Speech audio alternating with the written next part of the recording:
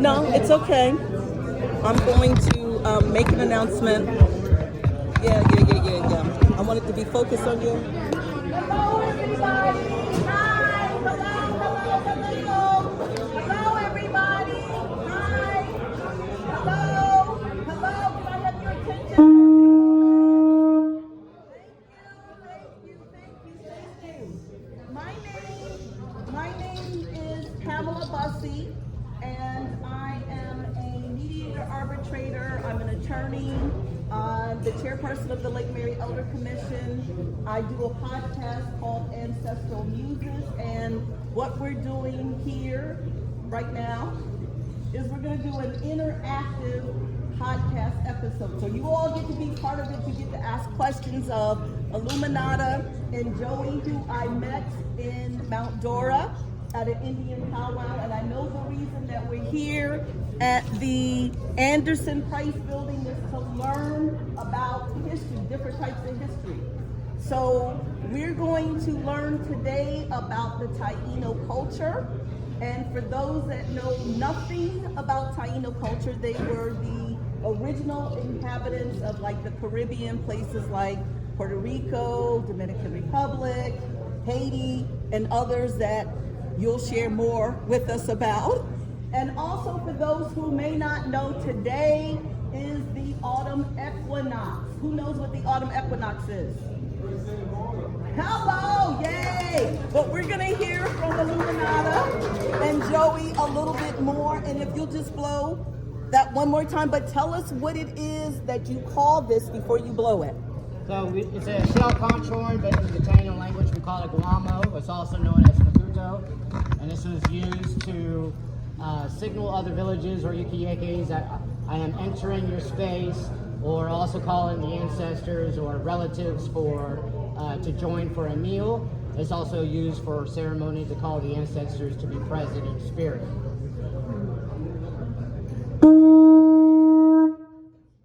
Thank you.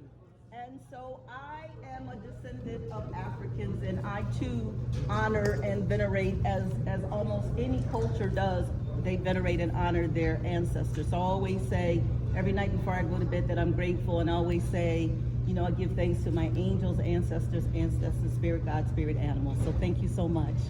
And if you could share with us your full name and the meaning of your names, Joey, and then we'll ask Illuminada. My name is YUKAYEKE Kumaha manigua. Kare is sea turtle in Taino. It was given to me as I first started studying about my ancestry and heritage.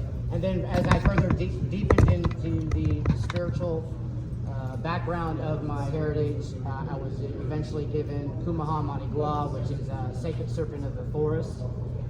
That's due to ceremonial reasons that I experienced, and as well as I educate others on. And Illuminada, all of your names and their meanings? Yes, I actually have 5 names I grew up with. It's on my birth certificate. Everybody wanted to learn my names growing up.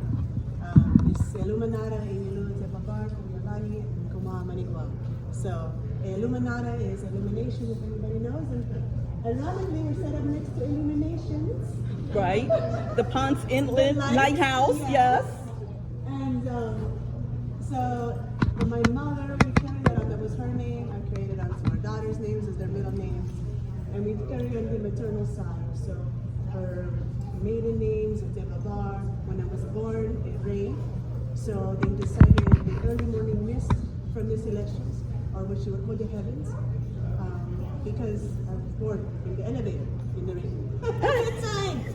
So that's me in Kumaha manigua with my husband here, the sacred serpent of the forest, because there's a lot, it's transformation. And today, autumn equinox, as you shift, it's a time where life was alive during the summer. And now today is literally a turn of that season and a shift in return to ourselves and reflection. So holding this today in a historical society, it's bringing in that self for you, where you are in your life, to really kind of take a pause, stop, make it a point to really intentionally be present in every step of where you are in your life right now. And you know, it's turning into the winter solstice, spring equinox, as our summer, things are vibrant again and full of life. But today is that turn in that history. So being here in the Historical Society, being invited by Randy here, it's an honor to share with everybody because we're local educators. And growing up here, doing the powwows here for Volusia County, my family, it's been very important to still be that voice for those that can no longer.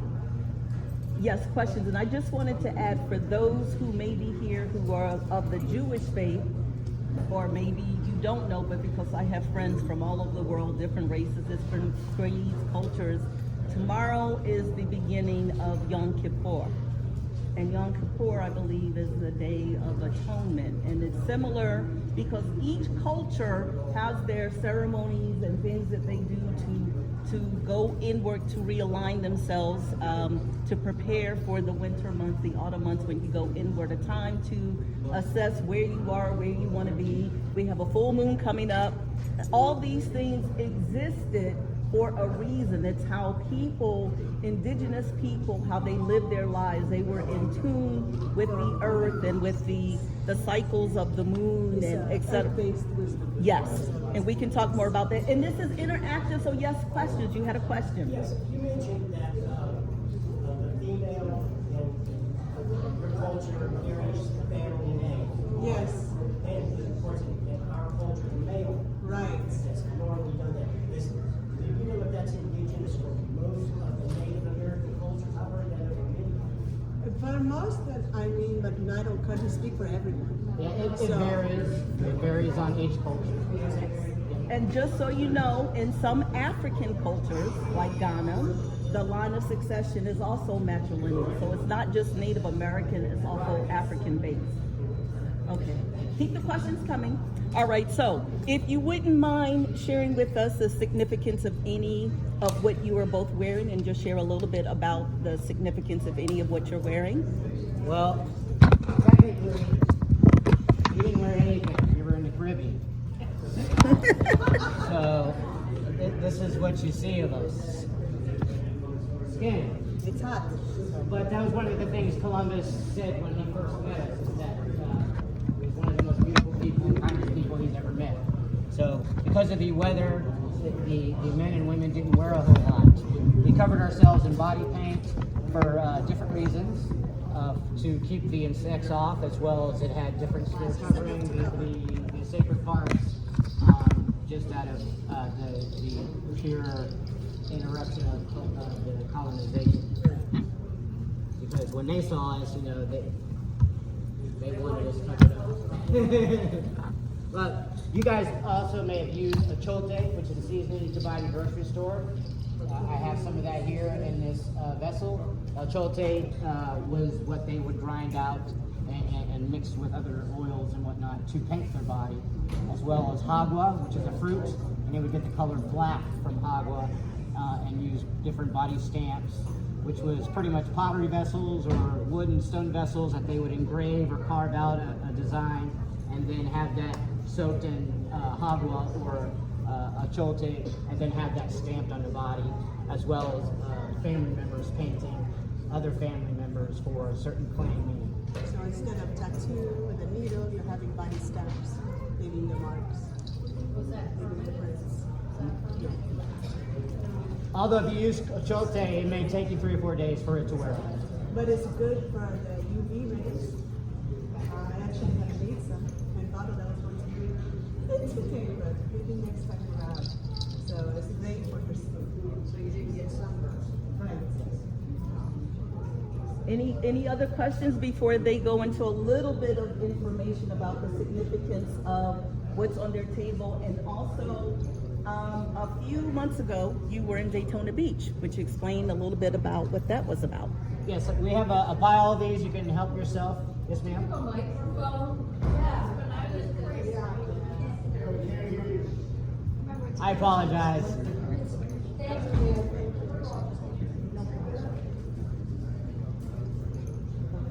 So just speaking to that, it's a wireless. Thank you. Thank you. How about now? You guys can hear me better? All right, perfect. So recently the Daytona Museum Arts of Science had a visit by the Smithsonian, and they put up a traveling exhibit of the Tainos, the people who first met Columbus lost at sea. So I was going to go into a pamphlet that the Smithsonian left. It kind of goes into what the Tainos are doing today and kind of abbreviated background of where we came from. The Tainos coming from the Greater Antilles, the major islands of the Caribbean, and then you have the Caribs and the Lesser Antilles. And we migrated from the South America region, Venezuela area, modernly known today, the Orinoco River Basin, traveling in dugout canoes straight across the oceans to the islands. As well as there's plenty of proof and archaeological evidence showing that trade included, or that travel included Florida, as well as even further up to the Mississippi River. Okay, thank you. And I have a pile of these, so these are free for anybody who would like to. Please come get Have some. one. And is there anything else you would like to share about anything else that's on the table that represents Taino culture? Well, the main thing that I normally educate people on to start is, because of the fact that Columbus stated that we were extinct, every encyclopedia around the world copied that information with no further investigation. I grew up myself learning from my grandparents that I am a Taino descendant, and I searched and studied everywhere. I went to many different Native American shops and powwows, and nobody knew anything about the Taino. It wasn't until I was a tour guide in St. Augustine in the red trains that I finally walked into a Native American shop and someone had some information on the Tainos because of the attempted paper genocide by Columbus. So now we have science to back up our oral history. In 2006, they did a DNA study, coming to find out 61% of the people from Puerto Rico alone carry the Taino bloodline. I believe it's up to 33% from Cuba and up to 23% from the Dominican Republic carry the Taino bloodline. So now we have science to back our oral history, and that's what drives us here today. Even before that, we wanted to share, because everybody knows who sails the Ocean Blue in 1492, but no one knows who he met. That was my ancestors. And if you could, I know you have a social presence. Would you mind sharing your social media presence? So I've been working on a lot of research as well as history and on the Tainos. So we have a Facebook page called YUKAYEKE of the Jaguar. If you need the spelling, you can come and see the wood bowl here. We have the spelling on the front taped to the bowl. But it's YUKAYEKE of the Jaguar and YUKAYEKE of the Jaguar on Instagram.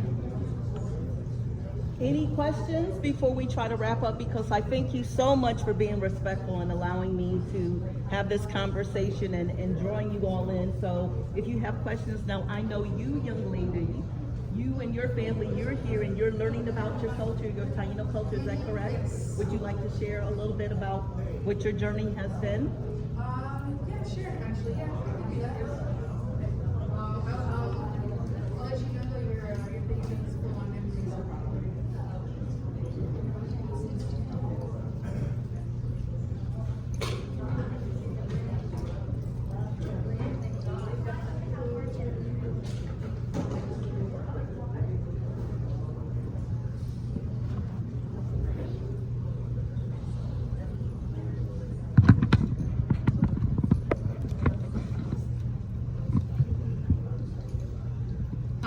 Hi everybody, or as I've been learning in our language, Tao is a common greeting.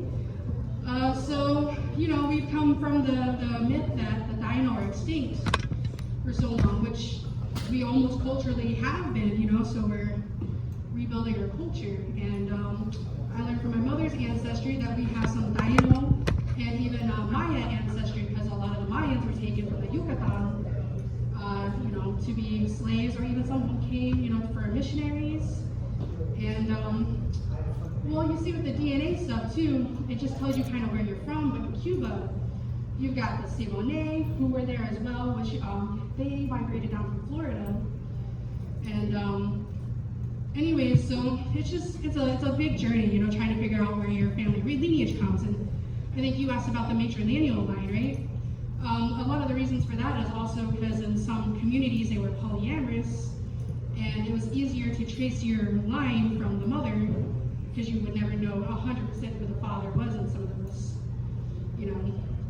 But yes, but you know, it's a huge responsibility, and I'm really happy to be able to have found the YUKAYEKE, the Jaguar, you know, because trying to reconnect to that culture, it's all about community, right? You know, and doing what's good for the community and the other Native Americans, and trying to build a bridge for the islands in the Caribbean, which are being taken advantage of, and you know, from all these colonial powers. You know, Russia is messing with Cuba, and you know, the United States is messing and destabilizing the economy of Puerto Rico a lot. So, you know, if any of you do care about that, I recommend you look into how you can maybe help the people of the islands, you know, like Puerto Rico, and donate for supplies, not just for natural disasters, but you know, do what you can. And I don't know, is there anything else that I should touch on about the journey of reconnecting? Any questions for me? And if not, General, any questions for Joey or Illuminada? Any other questions? Thank you guys for having me on. Oh, you have a question? Would you like to stand up and share your question? Thank you. Celebrate Indigenous Peoples Day. As an educator, I think it's important for me to talk about not only Columbus being a navigator and being an explorer, but what we call that today, Indigenous Peoples Day. But can you tell me what's happening on the island of San Salvador today, where he arrived in October 12, 1492? Is that island today a place where the original peoples lived? Where he went? Unfortunately, because of the mistreatment, as I was growing up, just to give you a background, as I was growing up, even speaking to other people from the Caribbean, when I would ask them, oh, do you know about the Taino? They'd be like, oh yes, and they would tell me about the Taino, but once I would say, oh yes, my grandmother said that I am a Taino descendant, and they would look at me like, you're not Taino, there's no Tainos. So the problem is that the mental brainwashing, eradication, because I don't know if many people know, just as the northern Native Americans in the United States was put in a school, killed a man to save the Indian. In other words, don't eradicate the people, but get rid of their language and culture. They did the same thing to Puerto Rico. They did the same thing to the Tainos. So a lot of that has been lost, and that's why we're rebuilding all that stuff. So there's a lot of people, because of the Catholicism, who don't see that, don't have that perception on their indigenous side. Yes, sir. What you're speaking to right there's a paper that comes out for everybody who was on a reservation, because I wish to Sawgrass before, and it's called the Indian Eradication Act. It's a formal United States government piece of paper that's mailed out to anyone who's living on a reservation to trace their ancestry, to see if there's one bloodline, and that's for them to get government sponsors. And that's what it's called, Indian Eradication Act. Sawgrass is married to my sister. Absolutely. I like it. And I believe you had a question. I was curious about the artifacts that you have here. Are these original or are these? You're talking about the vessels? Yes. The vessels are actually created by a potter named Michael Stuckey. And Michael Stuckey does replicas of pre-colonial potteries. That's what I saw. It's kind of out of my budget is when they're brand new and put together, when he's finished product. So I get the broken pieces and then I glue them back together. So that's what I have here today.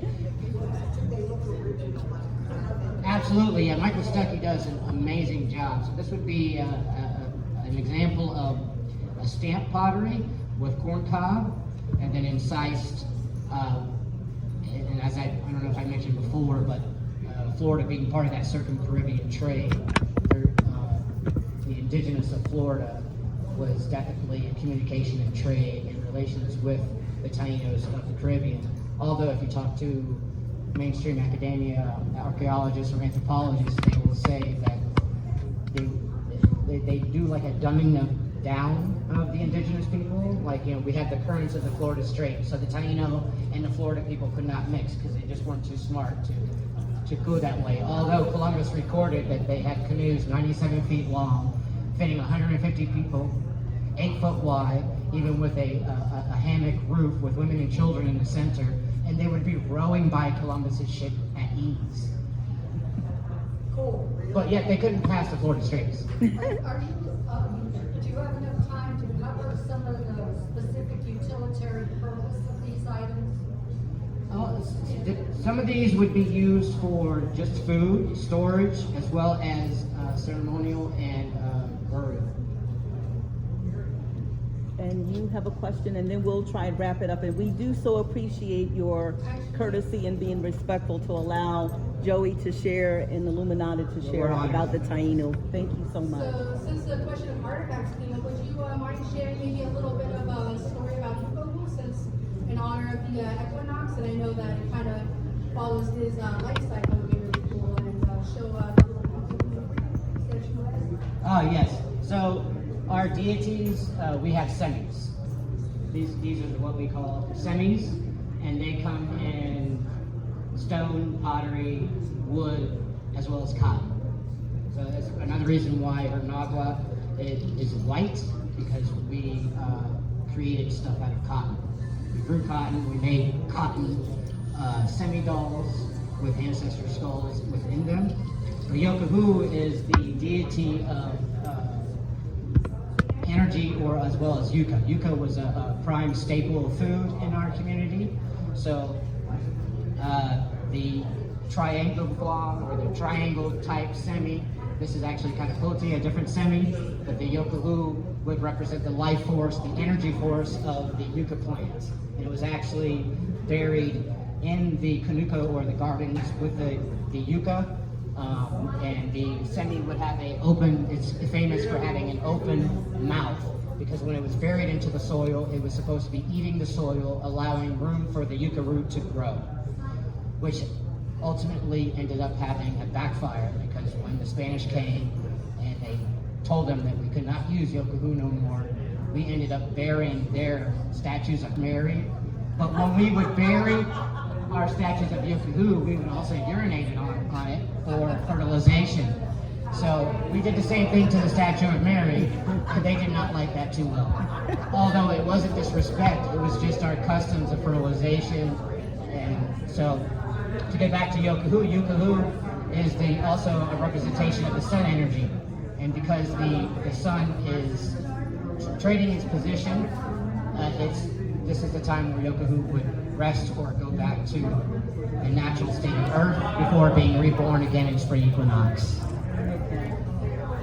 All right. Yes, and then we'll end on that note. He will play. What is this called? This is a manigua. It's normally made out of a hollow tree log shaped in an H to give a different subtone.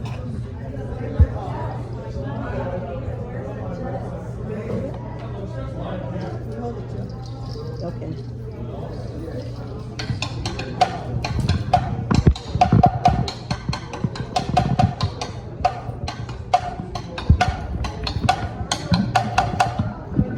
Thank you so much for your attention, everybody.